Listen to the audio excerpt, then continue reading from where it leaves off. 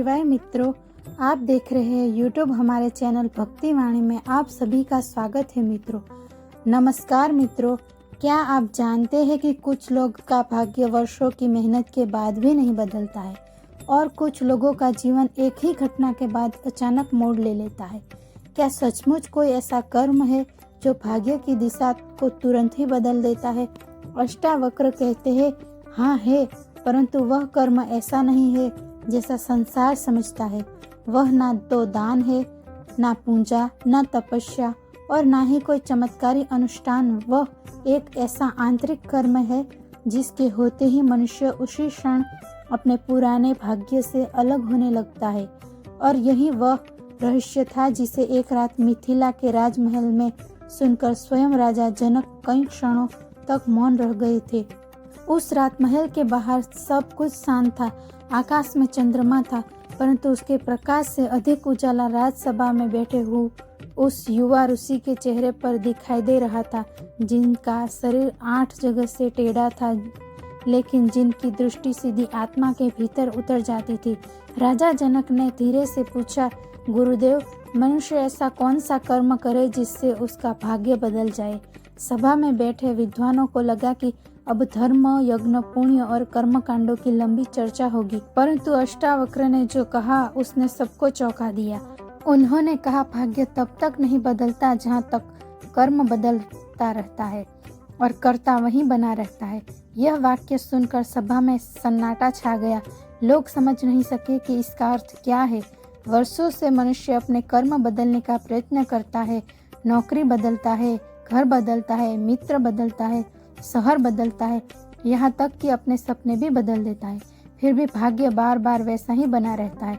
आखिरकार क्यों? क्योंकि बाहर सब कुछ बदलता है, परंतु भीतर बैठा हुआ मैं वही रहता है, जो हर दुख, हर इच्छा, हर भय को पकड़ कर रखता है।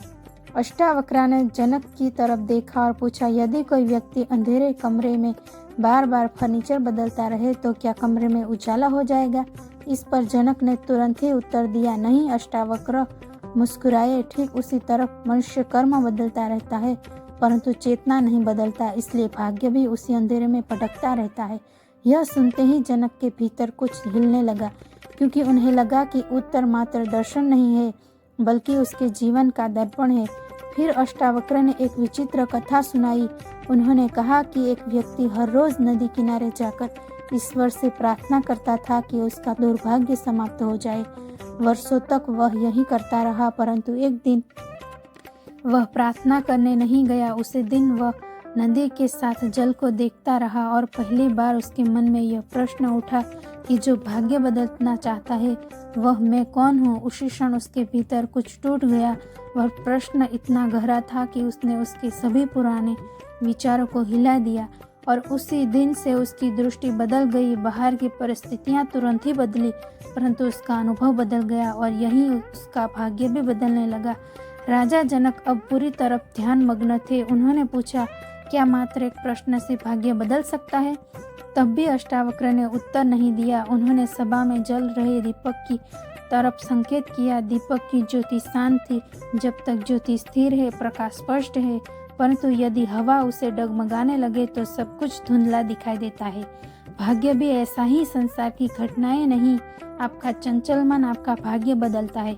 यह सुनकर कई विद्वानों के चेहरे पर असहमति दिखाई दी, क्योंकि यह विचार उनके वर्षों के अध्ययन को चुनौती दे रहा था। एक वृद्ध पंडित खड़े हुए और बोले, यदि सब कुछ मन का खेल है तो कर्मों का क्या महत्व है? तब भी अष्टावक्र ने उनकी तरफ देखा और कहा, कर्म महत्वपूर्ण है, परंतु उससे भी अधिक महत्वपूर्ण वह चेतना है जिससे कर्म किया जाता है। फिर उन्होंने एक उदाहरण दिया। 2 व्यक्ति भूखे को भोजन कराते हैं, एक प्रसिद्ध के लिए, दूसरा करुणा से कर्म सम्मान है, परंतु उसका फल सम्मान नहीं है, क्योंकि भाग्य मात्र कर्मों की गिनती से नहीं बनता, चेतना की गुणवत्ता से बनता है। और यही वह रहस्य है जिसे अधिकांश लोग कभी समझ नहीं पाते। सभा में उपस्थित लोग अब पहले जैसे नहीं रहे थे। प्रत्येक व्यक्ति अपने भीतर झांकने लगा था। अष्टावक्र ने आगे कहा, जिस दिन मनुष्य अपने हर कर्म के पीछे छिपे स्वार्थ को देख लेता है, उसी दिन उसका नया भाग्य जन्म लेगा। उसी दिन उसका नया भाग्य जन्म लेने लगता है। तो यह सुनते ही कुछ लोगों को असहजता हुई, क्योंकि दूसरों को धोखा देना सरल है, स्वयं को नहीं। और जब मनुष्य पहली बार अपने भीतर छिपे अहंकार को देखता है, तब उसकी पूरी दुनिया हिलने लगती है। जनक ने धीरे से पूछा, तो क्या अहंकार ही दुर्भाग्य का कारण है? अष्टावक्र कुछ क्षण मौन रहे, फिर बोले, अहंकार वह बीज है जिससे भय, क्रोध, लोभ और मोह जन्म लेते हैं, और यही चारों मिलकर मनुष्य का भाग्य बुनते हैं। उनकी आवाज में ऐसा भार था कि पूरा वातावरण गंभीर हो गया। ऐसा लग रहा था मानो शब्द नहीं, कोई अदृश्य सत्य सभा में उतर रहा हो। अचानक बाहर से तेज हवा चलने लगी, दीपकों की ज्योति कांप उठी। कुछ क्षण के लिए सभा में अंधकार फैल गया। जब प्रकाश वापस आया तो अष्टावक्र ने पूछा, अभी क्या हुआ? लोगों ने कहा, अंधेरा छा गया। अष्टावक्र ने सिर हिलाया, नहीं, प्रकाश कहीं गया नहीं था, मात्र क्षण भर के लिए आपकी दृष्टि उससे वंचित हो गई थी। तो फिर उन्होंने कहा, भाग्य भी ऐसा ही है। अधिकांश लोग सोचते हैं कि उनका सौभाग्य उनसे दूर चला गया है, जबकि सत्य यह है कि वे अपनी ही चेतना के प्रकाश से दूर हो गए हैं। अब जनक के मन में एक और प्रश्न उठ रहा था, यदि भाग्य बदलने का रहस्य भीतर है, तो वह निर्णायक कर्म कौन सा है जिसके बाद परिवर्तन शुरू होता है? अष्टावक्र मानो उनके मन को पढ़ रहे थे। उन्होंने कहा, जिस क्षण मनुष्य स्वयं को पीड़ित मानना छोड़ देता है, उसी क्षण उसका भाग्य बदलने लगता है। यह सुनकर सभा स्तब्ध रह गई, क्योंकि लोग वर्षों से अपने दुखों का कारण दूसरों को मानते आ रहे थे, परिस्थितियों को, ग्रहों को, समाज को, यहाँ तक कि ईश्वर को भी। उन्होंने आगे कहा, पीड़ित होने का भाव सबसे बड़ा बंधन है। जब तक आप स्वयं को परिस्थितियों का शिकार मानते हैं, तब तक आपका भाग्य नहीं, परिस्थितियों से बंधा रहता है। परंतु जिस क्षण आप साक्षी बन जाते हैं, उसी क्षण भाग्य की जंजीरें कमजोर पड़ने लगती है। जनक की आंखें अब पहले जैसी नहीं थी, उन्होंने एक नई समझ की चमक दिखाई दे रही थी। सभा समाप्त नहीं हुई थी, परंतु वातावरण बदल चुका था। लोग अब उत्तर नहीं खोज रहे थे, वे स्वयं को खोजने लगे थे। कुछ अपने पुराने निर्णयों को याद कर रहे थे, कुछ अपने भीतर के भय को देख रहे थे, और कुछ पहली बार अनुभव कर रहे थे कि शायद उनका सबसे बड़ा शत्रु बाहर नहीं, भीतर बैठा है। तभी जनक के एक अंतिम प्रश्न पूछा, ऐसा प्रश्न जो शायद हर युग का मनुष्य पूछता आया है। उन्होंने कहा, यदि मैं अभी उसी क्षण वह कर्म करूं जिससे भाग्य बदलता है, तो मुझे कैसे पता चलेगा कि परिवर्तन शुरू हो चुका है? अष्टावक्र की आंखों में एक रहस्यमय चमक उभरी।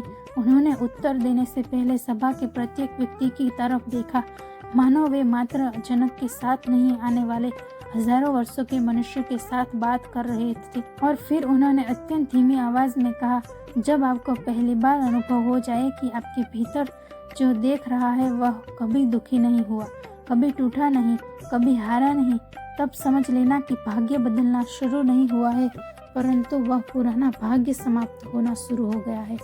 और यह कहते हैं कि उन्होंने अपनी आंखें बंद कर ली है, परंतु उसी क्षण राज्यसभा में उपस्थित एक व्यक्ति अचानक कांप उठा, क्योंकि उसे ऐसा लगा मानो अष्टावक्र के शब्द उनके भीतर किसी बहुत पुराने, बहुत गहरे रहस्य का द्वार खोल चुके हो, और उस द्वार की दूसरी तरफ जो दिखाई दे रहा था वह उसकी पूरी जिंदगी को बदल देने वाला था। राज्यसभा में बैठे उस व्यक्ति का चेहरा अचानक पीला पड़ गया, उसके हाथ कांप रहे थे। किसी ने सोचा कि शायद वह बीमार हो गया है, परंतु अष्टावक्र की दृष्टि उस पर टिक गई। कुछ क्षणों तक दोनों के बीच मौन का ऐसा संवाद हुआ जिसे कोई दूसरा समझ नहीं सका।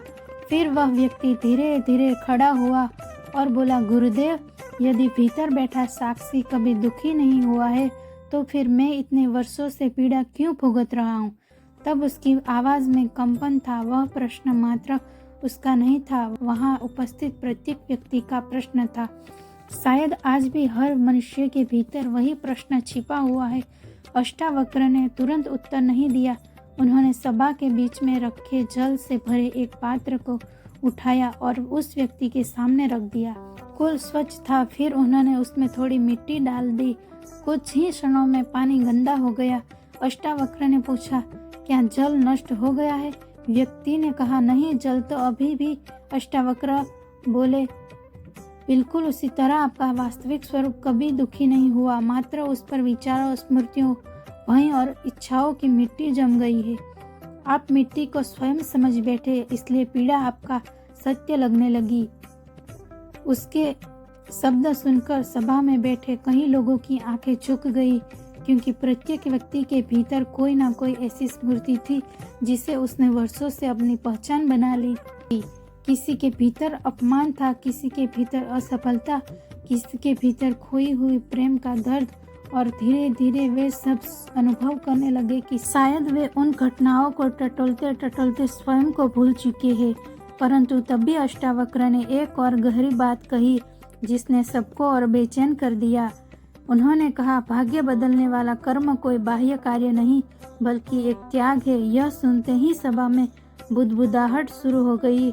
लोग सोचने लगे कि शायद अब वे धन, परिवार या राज्य छोड़ने की बात करेंगे। परंतु अष्टावक्र ने कहा, जिस दिन मनुष्य अपनी झूठी पहचान को छोड़ देता है उसी दिन उसका भाग्य बदलने लगता है। यह सुनकर जनक की बुकुटी सिकुड़ गई, क्योंकि यह त्याग किसी जंगल में जाकर नहीं किया जा सकता था। यह त्याग भीतर करना था। रात्रि अब और गहरी हो चुकी थी। महल के बाहर बहती हवा की आवाज़ भीतर तक सुनाई दे रही थी। अष्टावक्र ने जनक से पूछा, राजन, यदि कल सुबह आपका राज्य किसी दूसरे को दे दिया जाए तो क्या आप वही रहेंगे जो आज है? जनक कुछ क्षण मौन रहे, फिर बोले, मेरा मन निश्चित रूप से विचलित होगा। अष्टावक्र मुस्कुराए, यही तो बंधन है। आप स्वयं को राजा मानते हैं, इसलिए राज्य आपके भाग्य को नियंत्रित करता है। यदि आप स्वयं को मात्र साक्षी जान ले तो राज्य आए या जाए भाग्य को बांध नहीं सकेगा। यह सुनकर एक युवा विद्वान खड़ा हो गया। उसकी आंखों में जिज्ञासा थी। उसने पूछा, गुरुदेव, क्या इसका अर्थ यह है कि हमें संसार से कोई संबंध नहीं रखना चाहिए?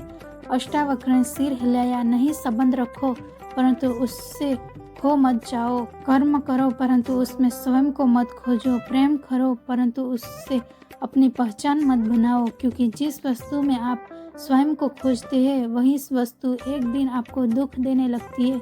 यह सुनते ही सभा में एक ऐसा मौन छा गया मानो किसी ने सबकी भीतर छुपी हुई सबसे बड़ी कमजोरी को उजागर दिया हो।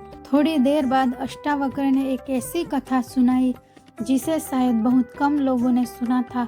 उन्होंने कहा कि एक बार एक साधक उनके पास आया और बोला, मैंने वर्षों तक तपस्या की परंतु मेरा भाग्य नहीं बदला। अष्टावक्र ने उससे पूछा, तुम तपस्या क्यों कर रहे थे? साधक ने उत्तर दिया, ताकि मेरा जीवन बेहतर हो जाए। अष्टावक्र हंसे और बोले, जिसे शायद बहुत कम लोगों ने सुना था। उन्होंने कहा कि एक बार एक साधक उनके पास आया और बोला, मैंने वर्षों तक तपस्या की परंतु मेरा भाग्य नहीं बदला। अष्टावक्र ने उससे पूछा, तुम तपस्या क्यों कर रहे थे? साधक ने उत्तर दिया, ताकि मेरा जीवन बेहतर हो जाए। अष्टावक्र हंसे और बोले, तो तुमने स्तब्ध रह गया, क्योंकि पहली बार किसी ने उसकी साधना के पीछे छिपी लालसा को उजागर किया था। राजसभा में बैठे लोग अब समझने लगे थे कि भाग्य मात्र घटनाओं का नाम नहीं है। भाग्य वह दिशा है जिसमें चेतना बहती है, और चेतना तब तक मुक्त नहीं होती जब तक वह अपनी इच्छाओं की जंजीरों से बंधी रहती है। परंतु तभी अष्टावक्र ने एक और रहस्य खोला। उन्होंने कहा, कुछ इच्छाएं भाग्य नहीं बदलती, वे मात्र भाग्य को दोहराती है। यह वाक्य सुनते ही जनक की आंखों में फैल गए। कैसे? उन्होंने पूछा। अष्टावक्र बोले, जिस इच्छा का जन्म भय से होता है वह आपको उसी पुराने भाग्य में वापस ले जाती है, परंतु जिस कर्म का जन्म जागरूकता के साथ होता है वह नया द्वार खोलता है। फिर उन्होंने सभा में बैठे लोगों की तरफ देखकर कहा, अधिकांश लोग धन इसलिए चाहते हैं क्योंकि वे अभाव से डरते हैं, सम्मान इसलिए चाहते हैं क्योंकि वे अस्वीकार होने से डरते हैं, प्रेम इसलिए चाहते हैं क्योंकि वे अकेलेपन से डरते हैं, और जब कर्म भय से जन्म लेता है तो उसका फल भी भय को ही मजबूत करता है। इन शब्दों में मानो सबके भीतर छिपे घावों को छू लिया। अब किसी को यह चर्चा दर्शन नहीं लग रही थी, यह उनके जीवन का खुला हुआ रहस्य बन चुकी थी। जनक के भीतर भी उनकी स्मृतियां उठ रही थी। विजय की क्षण, पराजय क्षण, गर्व, चिंता, मोह, सब कुछ मानो आंखों के समान घूम रहा था। और तभी उन्होंने पहली बार अनुभव हुआ कि शायद उन्होंने जीवन भर कर्म किए परंतु स्वयं को नहीं जाना। अचानक अष्टावक्र ने अपनी आंखें बंद कर ली। कुछ क्षण तक वे पूर्ण मौन में बैठे रहे। ऐसा लग रहा था मानो पूरी सभा उनकी सांस के साथ स्थिर हो गई हो। फिर उन्होंने धीरे से कहा, मनुष्य का भाग्य तब बदलता है जब वह पहली बार अपनी विचारों पर विश्वास करना बंद कर देता है। यह सुनते ही कई लोग चौंक गए, क्योंकि मनुष्य को हमेशा यही सिखाया गया था कि अपने विचारों का अनुसरण करो, परंतु अचानक अष्टावक्र ने अपनी आंखें बंद कर ली। कुछ क्षण तक वे पूर्ण मौन में बैठे रहे। ऐसा लग रहा था मानो पूरी सभा उनकी सांस के साथ स्थिर हो गई हो। फिर उन्होंने धीरे से कहा, मनुष्य का भाग्य तब बदलता है जब वह पहली बार अपने विचारों पर विश्वास करना बंद कर देता है। यह सुनते ही कई लोग चौंक गए, क्योंकि मनुष्य को हमेशा यही सिखाया गया था कि अपने विचारों का अनुसरण करो, परंतु अष्टावक्र कुछ और ही कह रहे थे। उन्होंने कहा, विचार आते हैं और चले जाते हैं। कल जो विचार सत्य लगता था आज वही भ्रम लग सकता है। यदि आप विचार नहीं है तो फिर आप कौन है? यह प्रश्न हवा में तैरने लगा और उत्तर नहीं दे सका, क्योंकि यह प्रश्न बुद्धि से नहीं अनुभव से हल होने वाला था। जनक अब पूरी तरह भीतर डूब चुके थे। उन्हें लग रहा था मानो अष्टावक्र धीरे धीरे उनके अस्तित्व की हर परत को हटाते जा रहे थे। तभी उन्होंने पूछा, गुरुदेव, यदि कोई मनुष्य सब कुछ समझ ले तो क्या उसके जीवन में दुख समाप्त हो जाते हैं? अष्टावक्र ने आंखें खोली। उनके चेहरे पर ऐसी शांति थी जिसे शब्दों में बांधा नहीं जा सकता था। उन्होंने कहा, दुख ही घटनाएं समाप्त नहीं होती, परंतु दुख से अपनी पहचान समाप्त हो जाती है, और यह वही क्षण है जहाँ से नया भाग्य जन्म लेता है। तो फिर वे कुछ क्षण रुकी। उनकी दृष्टि सभा के एक कोने पर जाकर ठहर गई। वहाँ एक वृद्ध साधु बैठे थे जो अब तक बिल्कुल मौन थे। ऐसा लग रहा था मानो उन्होंने अभी अभी कोई ऐसा सत्य देख लिया हो जिसे वे जीवन भर खोजते रहे थे। और तभी वे वृद्ध साधु कांपती आवाज में बोले, गुरुदेव, यदि यह सत्य इतना नजदीक था तो हम इसे देख क्यों नहीं सके? अष्टावक्र ने उनकी तरफ देखा। उनके होठों पर हल्की मुस्कान आई। फिर उन्होंने ऐसा उत्तर देना शुरू किया जिसे सुनकर न केवल वे वृद्ध साधु बल्कि स्वयं राजा जनक भी भीतर तक हिल जाने वाले थे। अष्टावक्र ने वृद्ध साधु की तरफ देखा और शांत स्वर में कहा, आप इसलिए नहीं देख सके क्योंकि आप इसे बहुत दूर खोज रहे थे। सभा में बैठे सब लोग स्तब्ध थे। अष्टावक्र आगे बोले, मनुष्य जीवन भर भाग्य बदलने की उपाय खोजता है, परंतु कभी यह नहीं देखता कि उसका सबसे बड़ा बंधन उसके अपने विचार है। जिसे दिन वह स्वयं को परिस्थितियों का शिकार मानता है, छोड़ देता है, उसी दिन उसके भीतर एक नई यात्रा शुरू हो जाती है। भाग्य बाहर नहीं बदलता, पहले दृष्टि बदलती है, और जब दृष्टि बदलती है तब वही संसार जो कल तक कारागार लगता था आज अवसर बन जाता है। राजा जनक की आंखों में अब एक अद्भुत शांति दिखाई दे रही थी। समझ आ चुका था कि भाग्य बदलने वाला सबसे बड़ा कर्म कोई यज्ञ, तप या चमत्कार नहीं बल्कि जागरूकता है। अपने भीतर छिपे भय को देख लेना, अपने अहंकार को पहचान लेना और स्वयं को मात्र शरीर, पद या परिस्थितियों से अलग जान लेना, यह वही क्षण है जहाँ से मनुष्य का वास्तविक परिवर्तन आरंभ होता है। क्योंकि जो स्वयं को जान लेता है वह भाग्य का दास नहीं रहता। सभा में उपस्थित प्रत्येक व्यक्ति अपने भीतर डूब चुका था। किसी को अपना पुराना क्रोध याद रहा, किसी को अपनी अधूरी इच्छाएं, और पहली बार उन्हें एहसास हुआ कि वे जिन वस्तुओं को अपना भाग्य समझते थे वे वास्तव में उनके भीतर की अवस्थाएं थी। अष्टावक्र के शब्द अब मात्र सुनाई नहीं दे रहे थे, वे भीतर उतर रहे थे। ऐसा लग रहा था मानो वर्षों से बंद कोई द्वार धीरे धीरे खुल रहा हो। अष्टावक्र ने अंतिम बार सभा की तरफ देखा और कहा, याद रखो, जिस कर्म से भाग्य तुरंत ही बदलने लगता है वह है स्वयं को जागते हुए देखना। जब आप अपने विचारों, भावनाओं और भय के साक्षी बन जाते हैं तब पुराने कर्मों की जंजीरें कमजोर पड़ने लगती है। तब जीवन वही रहता है, परंतु उस जीने वाले बदल जाता है। जब जीने वाला बदल जाता है तब भाग्य को भी बदलना पड़ता है। इतना कहकर अष्टावक्र मौन हो गए। राजसभा में गहरा सन्नाटा छा गया और प्रश्न शेष नहीं था। फिर भी ऐसा लग रहा था मानो अनगिनत उत्तर भीतर जन्म ले रहे थे। जो दीपक की ज्योति स्थिर थी, रात शांत थी और उस मौन में उपस्थित प्रत्येक व्यक्ति अपने जीवन का सबसे बड़ा रहस्य छू चुका था। शायद भाग्य बदलने का क्षण कोई भविष्य की घटना नहीं है, बल्कि चेतना की वह जागृति है जो इसी क्षण घट सकती है। यदि अष्टावक्र के इस गहन रहस्य ने आपके हृदय को स्पर्श किया हो तो इस ज्ञान को मात्र सुनकर ना छोड़े। कमेंट में ओम अवश्य लिखें और चैनल को सब्सक्राइब करें, क्योंकि ऐसी ही दुर्लभ सनातन रहस्य और आत्मा को जागृत करने वाला ज्ञान हम आपके लिए लाते रहेंगे। और याद रखिएगा, शायद आपका भाग्य बदलने की शुरुआत भी इसी क्षण से हो चुकी है। फिर मिलेंगे एक नई कथा के साथ। जय श्री कृष्ण। आप सभी पर प्रभु की कृपा सदैव बनी रहे, ऐसी हृदय से प्रार्थना। धन्यवाद। जय श्री कृष्ण। राधे राधे। अलविदा मित्रों।